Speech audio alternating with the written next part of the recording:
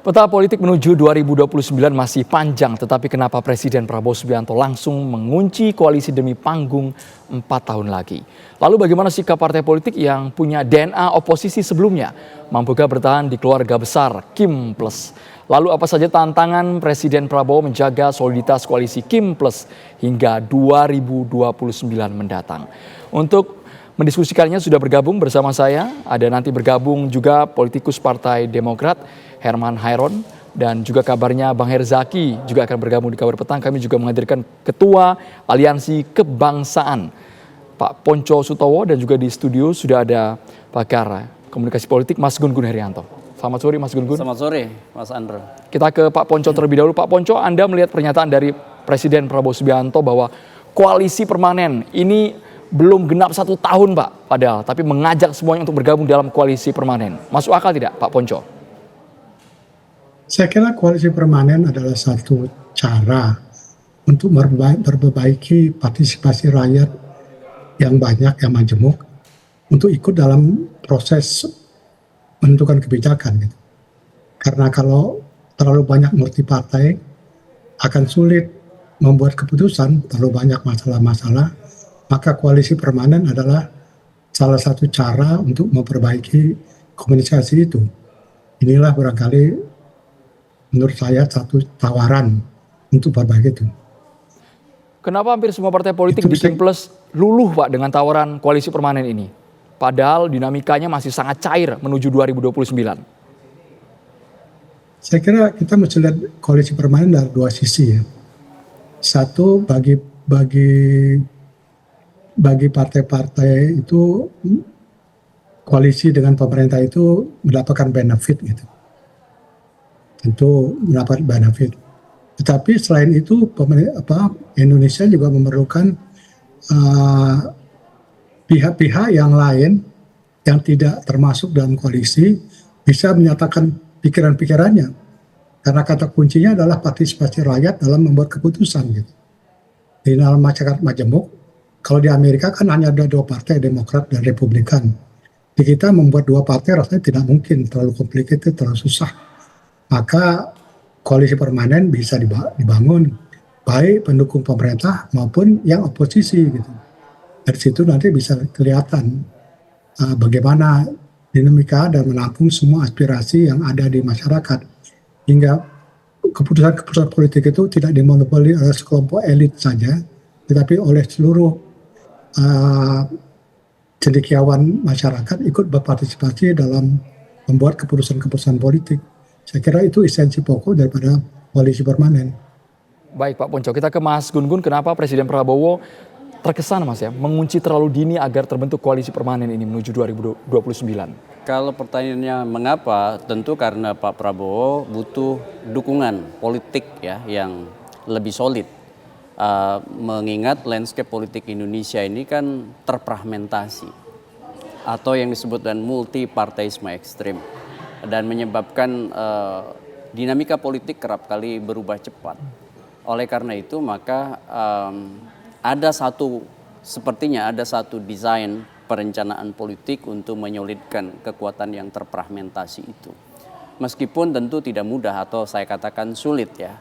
Kenapa? Karena dinamika politik yang kerap kali berubah dengan aktor yang juga kerap kali berubah-ubah. Dan ingat nggak Mas Andro, di Indonesia itu koalisi berjalan biasanya 2 tahap. Pertama koalisi dalam kandidasi. Nanti misalnya 2029 di penghujung pemerintahan Pak Prabowo periode pertama, jika mau masuk ke periode kedua belum tentu semua bisa dikontrol. Tiap partai pasti punya kepentingannya sendiri-sendiri. Dan yang kedua koalisi dalam pemerintahan. Nah seperti sekarang berjalan ada partai-partai yang memosisikan diri menjadi bagian dari the ruling party, ya kan, menjadi bagian dari partai berkuasa, dan ada partai-partai yang mungkin sekarang masih berada dalam posisi di luar kekuasaan, seperti sebut aja PD Perjuangan. Nah, posisi ini tentu akan ditentukan oleh yang disebut dengan peluang-peluang, ya, dan ragam peristiwa. Apakah kemudian ragam peristiwa itu melahirkan banyak paradoks di kemudian hari? Misalnya sekarang ini kan masih under control. Tetapi apakah kemudian besok lusa itu ada peristiwa-peristiwa politik yang Contoh sudah banyak Mas, elit parpol pecah di tengah jalan, mereka lompat. Persis, itu yang kemudian saya katakan pada akhirnya kalau kita lihat desain partai politik di Indonesia, Mas Andro, itu basisnya kan bukan basis ideologi, melainkan basis kepentingan yang kerap kali sesaat atau pragmatis. Meskipun tentu masing-masing partai punya yang disebutkan orientasi, punya strategi, dan punya kepentingan yang berbeda-beda. Nah, satu yang kemudian kerap kali menyatukan ragam kekuatan yang sekarang misalnya ada itu adalah bagaimana titik temu yang disebut dengan benefit of office atau keuntungan di dalam kekuasaan. Nah, proses inilah yang kemudian memudahkan sekarang partai berganti, misalnya pada saat kandidasi dengan mengusung siapa, tetapi kemudian pada saat pembentukan pemerintahan kemudian berubah. Ini yang disebut dengan pola koopsi dalam konteks desain koalisi di Indonesia. Ini mungkin juga perlu jadi catatan bahwa keinginan untuk menyolidkan di satu sisi ya patut kita apresiasi, meskipun tentu banyak catatan kritis ya bahwa ragam peristiwa politik menunjukkan bahwa tidak mudah untuk kemudian selalu mengontrol kepentingan masing-masing partai dalam satu kepentingan yang sama. Terutama misalnya pada saat muncul keberbedaan masing-masing partai itu pada strategi terutama jelang momentum-momentum kontestasi elektoral. Sebut aja misalnya menjelang 2029. Ya. Jadi konteksnya koalisi permanen ini sebenarnya sulit sekali diwujudkan, Mas Gun-Gun melihatnya. Iya, kalau kita lihat misalnya tradisi partai, terutama misalnya pada saat multi partai seperti di Indonesia, basisnya apalagi kemudian bukan basis DNA-nya bukan basis ideologi, itu sulit. Memang sulit bahwa ada keinginan untuk kemudian sebut aja menggunakan diksi koalisi permanen dalam tataran keinginan ya mudah terucap, tetapi dalam realisasinya sulit kecuali memang ada satu upaya yang disebut dan kontrol begitu kuat, dan itu tentu juga harus hati-hati jangan sampai kemudian karena misalnya sebut aja investasi partai-partai di koalisi kemudian akhirnya ada penyeragaman. Nah, ini juga kan dalam konteks substansi demokrasi itu harus menjadi catatan tersendiri begitu ya. Baik, Pak Poncositowo ditanggapi dulu, sulit sekali Pak mewujudkan koalisi permanen apalagi ketika orientasi kepentingan setiap parpol beda-beda. Pak Ponco. Saya katakan koalisi permanen itu ada untungannya bahwa dia bisa menampung aspirasi lebih banyak. Jangan lupa koalisi permanen bukan hanya yang the ruling party, tapi yang tidak ruling party juga bisa membuat koalisi tersendiri. Tetapi yang menjadi masalah adalah bagaimana benefit yang diterima oleh partai pendukung versi partai oposisi itu menjadi masalah, harus diatur. Sebetulnya kan faktor itu harus diminimais supaya menjadi oposisi atau menjadi pendukung itu bukan seolah-olah berlawanan gitu. Tapi kan hanya basisnya melihat kepentingan bangsa itu sih, bagaimana sih kita lihatnya dari kacamata yang berbeda gitu. Kita memerlukan kacamata yang berbeda untuk bisa mendapat pikiran yang terbaik.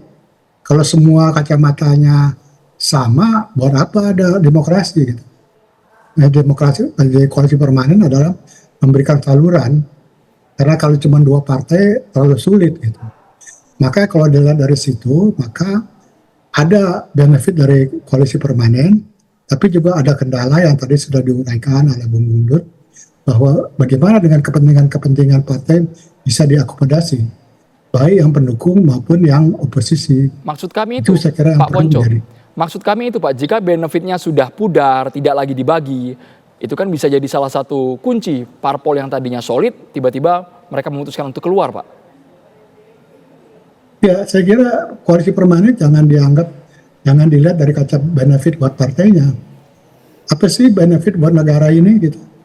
Negara kan memerlukan partisipasi semua pihak, baik pendukung maupun yang oposisi, untuk mencari solusi yang terbaik gitu. Tidak mungkin negara sebesar ini hanya ada satu suara gitu. Harus bisa menampung dari berbagai, apalagi negara kita majemuk, harus mampu menampung aspirasi dari seluruh masyarakat. menampung aspirasi itu memerlukan partai yang kuat, yang tidak mungkin dicapai hanya dengan dua partai saja, seperti di Amerika, Baik, ya, Republikan dan Pak Ponco bisa kita ditahan memerlukan dulu. banyak partai. Pak Ponco bisa ditahan dulu, saat ini sudah bergabung juga bersama kita juru bicara Partai Demokrat Bang Herzaki. Kami ingin tahu apakah betul suara Demokrat sudah bulat, sudah teguh sekali untuk mendukung Presiden Prabowo sampai dengan 2029, Pak? Kalau mendukung beliau sampai 2029 itu sudah tegas dan jelas. Kami ini kan bagian dari yang mengusung beliau. Kami ikut mendaftarkan beliau ke KPU. Kami berjuang bersama-sama beliau selama Pilpres kemarin begitu. Dan hari ini kami bersyukur juga diajak bersama-sama beliau ya di dalam kabinet ini ya dengan memegang bahkan pos-pos kunci, misalnya Menko Infrastruktur diantaranya. Dan juga misalnya Menteri Pekerjaan Umum. Nah ini kan menjadi bagian penting. Dan juga misalnya ada Menteri Ekonomi Kreatif yang akan menjadi growth driver ke depannya, dan juga ada Menteri Transmigrasi. Ya, hal yang lama sempat mati yang kini dihidupkan kembali karena banyak idealisme Pak Prabowo yang ingin dioptimalkan melalui kementerian ini. Sehingga kalau kami ditanya pertanyaan besarnya, itu sebenarnya bukan pertanyaan gitu. Tapi sebenarnya sudah jelas ya, komitmen kami Demokrat seperti disampaikan oleh Mas Ahaye, ketum kami dalam berbagai kesempatan ya. Fokus kami bagaimana mensukseskan program-program pemerintahan Pak Prabowo. Apa yang menjadi janji kemarin ketika Pilpres ingin kita wujudkan. Tentu semua berproses, butuh waktu. Namanya memimpin negara, ya banyak pihak, banyak elemen ya, yang semua mesti disinkronisasi juga gitu. Nah tentu ada prosesnya gitu. Tapi kalau bicara mengenai komitmen, loyalitas, ya sudah jelas. Demokrat 100% bersama Pak Prabowo sampai dengan 2029, sampai dengan pemerintahan ini selesai 5 tahun ini, kita ingin fokus di situ. Jadi tidak berbicara hal-hal yang lain dulu. Gitu. Baik, Bang Herzaki, yang menarik tadi kami sempat berbincang dengan Mas Gun-Gun, dengan Pak Ponco. Partai-partai yang memang ingin solid dengan Kim Plus tentunya membentuk koalisi permanen ini tentu ada yang namanya benefit, orientasi kepentingan yang diakomodir. Seperti apa Bang Herzaki? Sesaat lagi kita harus jeda hanya di Kabar Petang, pemirsa. Kita ke Mas Gun-Gun menanggapi jawaban dari Bang Herzaki dan juga Pak Ponco tadi. Iya, tadi berkembang, Bang. Iya, Bung Herzaki kan menggarisbawahi ya kan soal komitmen 100% sampai 2029. Ya memang ada dua hal. Pertama bicara soal posisi politik, yang kedua soal dinamika politik menyangkut politik keseimbangan. Yang tadi disampaikan oleh Bung Herzaki itu bicara soal posisi politik. Memang Partai Demokrat kan menjadi bagian dari kabinetnya Pak Prabowo hingga 2029. Seiring perjalanan sampai 2029 itu nanti kita bisa lihat, kita pantau apakah kemudian dinamika politiknya berubah.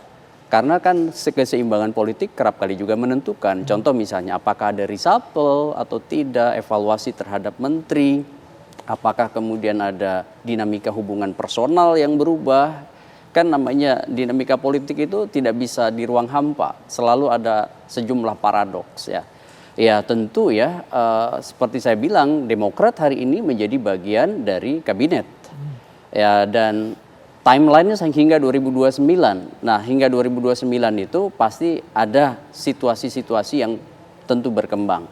Oke, anggap aja itu kemudian aman sampai 2029. Tapi apakah menjelang 2029 ada kesepakatan politik yang sama juga untuk mengusung paket yang sama 2029 dan seterusnya? Ini yang disebut dengan saya tentu memaknainya secara berbeda soal koalisi permanen itu apa gitu. Nah, kalau kita bicara argumennya Pak Ponco tadi soal benefit, nah itu ya justru persoalan yang paling krusial. Kenapa? Ada satu perspektif namanya opportunity structure perspective atau struktur peluang ya. Perspektif struktur peluang itu Gary W. Cooks. Nah ini bicara soal benefit of office, keuntungan dalam kekuasaan. Yang merekatkan kekuatan pada saat kekuatan itu terfragmentasi itu biasanya di situ. Nah, lagi-lagi apakah kemudian keuntungan dalam kekuasaan itu bisa stabil hingga akhir atau nanti 2029 dan seterusnya? Ini kan nggak bisa kita katakan akan permanen. Gitu, itu yang saya maksud. Pak Ponco tanggapi Pak, kalau nggak ada untungnya di tengah jalan keuntungannya dicabut ya bakal berpaling hati ya Mas Gun-Gun ya. Pak Ponco. Ya saya kira tadi saya bilang kita mesti memisahkan keuntungan benefit dari kekuasaan itu dengan jangka panjang daripada pembangunan bangsa dan negara. Bangsa dan negara itu memerlukan faksi dari semua orang, terlepas siapapun pemimpinnya. Kalau sekarang saya kira yang untuk tahun 2029 sudah pastilah pemilu sudah menentukan Pak Prabowo sebagai presiden. Kita masih komit dengan itu. Tetapi yang kita mesti ingat bahwa ada gagasan-gagasan dari bawah yang harus disalurkan, yang tidak bisa hanya satu saluran, harus banyak saluran. Tapi untuk simplifikasi, karena kalau multi partai sekarang dengan presidensial itu menjadi masalah. Kalau dia akhirnya kan kita bingung mau presidensial atau parlementer gitu. Kalau parlementer nggak apa-apa banyak partai, tapi kalau presidensial memerlukan partai sederhana. Gap inilah yang bisa dijembatani dengan koalisi permanen, baik permanen yang mendukung pemerintahan maupun permanen yang beroposisi, gitu. Supaya aspirasi itu bisa berjalan selancar mungkin dari bawah. Gitu. Tidak terlalu majemuk, jangan diperkecil saluran dari bawah, harus diperluas saluran dari bawah untuk menyampaikan aspirasi itu. Jangan seolah-olah dibatasi kepentingan dengan kepentingan partai itu sendiri saja, bukan kepentingan rakyat. Baik Pak Punco, kita ke Bang Herzaki. Semua bisa berubah Bang, apalagi kalau berkaitan dengan reshuffle kabinet. Kita tidak tahu di tengah jalan ada mungkin pergantian menteri Demokrat yang ada di kabinet merah putih, atau mungkin hubungan antara ketua majelis tinggi dengan Presiden Prabowo Subianto. Mas Herzaki. Ya, saat ini kondisinya baik-baik saja ya, dan ini kan bukan hubungan sesaat ya. Nah, ini melalui proses panjang, proses yang tidak mudah. Ketika 2023 lalu ya, ada situasi khusus yang kami hadapi ya, memerlukan penyikapan selama pendalaman ya, maka termasuk di antara bicara hat-to-hat ya, antara petinggi partai kami ya, tokoh kami dengan Pak Prabowo-nya secara langsung ketika itu gitu. Akhirnya dicapailah suatu kesepahaman rencana bersama, ternyata banyak aspirasi dari kami yang kemudian bisa diakomodir oleh Pak Prabowo untuk kedepannya begitu. Karena bagaimanapun kita ini kan partai politik ini kan tidak berdiri tadi seperti disampaikan oleh Pak Gun-Gun, ada Pak Ponco di dalam ruang hampa. Tetapi kami ini punya konstituen, kami ini punya rakyat yang menaruh harapan juga pada Demokrat, ada aspirasi yang mereka titipkan. Dan hari ini kami melihat sebagian dari aspirasi itu yang dititipkan kepada kami bisa kemudian dan diupayakan diwujudkan melalui pemerintahan Pak Prabowo ini. Baik. Dan selama berbasiskan value, kerjasama ini bagi kami akan terus kita lanjutkan ya, kesamaan value ini. Dan kami meyakini ya, melihat gerak Pak Prabowo ya, juga kebersamaan yang sudah cukup lama sama ini dengan beliau gitu, kami meyakini apa yang menjadi komitmen beliau dan apa yang menjadi komitmen kami ini akan terus berjalan beriringan. Dan yang paling penting hari ini yang kita upayakan adalah apa? Dan bagaimana caranya agar masyarakat bisa mendapatkan manfaat sebesar-besarnya. Koalisi permanen ini kan hanya salah satu bentuk saja menurut kami ya, salah satu bentuk saja, tetapi yang lebih penting tadi esensinya adalah apakah setiap yang kita lakukan hari ini benar-benar bisa memberikan manfaat terbesar ya, dan sebesar-besarnya untuk rakyat, itu saja. Baik, kalau kami kerangkanya gitu, apakah ada potensi perubahan ya, politik kan emang dinamis ya gitu. Tetapi hari ini kami ya melihat jejak panjang, bahkan kalau misalnya kemarin sempat menyimak pidato Pak SBY mungkin ketika silaturahmi Partai Kim kemarin di Hambalang hari Jumat kan, Pak SBY sedikit meskil tuh yang beliau sampaikan insya Allah 10 tahun. Nah itu kan sebagai salah satu pertanda juga gitu, ya kan? Nah inilah semua ya, lagi-lagi politik kan bahasanya bahasa simbol. Tapi kami setuju, jangan sampai kemudian ini menutup ruang ya, bagi demokrasi, menutup ruang bagi masukan, kritik, dan juga pandangan berbeda. Enggak, ya mohon maaf, dalam beberapa kesempatan Mas Ahy sendiri sering menyampaikan masukan-masukan juga. Bahkan Pak Prabowo dan Pak SBY juga sering berdiskusi. Tetapi kan kami ini bagian dari pengusungnya Pak Prabowo, tentu semua apapun itu ada masukan-masukan ya kita diskusikan di dalam dulu. Sampai gitu. detik ini masih komitmen dengan Presiden Prabowo Subianto. Mas Gun-Gun, Anda dan ke depannya dong Mas, jangan ke depannya aja, ke depannya. Dan ke depannya, baik. Iya. Apakah koalisi permanen omon-omon atau kokoh? Iya, Mas Andro, kita tahu tidak pernah dibayangkan pecah kongsi antara Pak Jokowi dan PDI Perjuangan di penghujung, ya kan? Injury time. Dan juga tidak pernah mungkin dibayangkan dulu PKS berbeda suara dengan Pak SBY di kabinetnya pada saat misalnya mau eksekusi kebijakan, kalau nggak salah waktu itu BBM. Okay. Dan itu kemudian dinamika-dinamika seperti itu memberi pelajaran berharga. Sebenarnya koalisi permanen itu hanya diksi yang sulit direalisasikan. Terima kasih banyak Mas Gun-Gun, Pak Ponco, dan juga Bang Herzaki sudah bergabung di Kabar Petang. Koalisi permanen, kalau versinya Mas Gun-Gun ya Mas ya, hanya diksi yang sulit direalisasikan.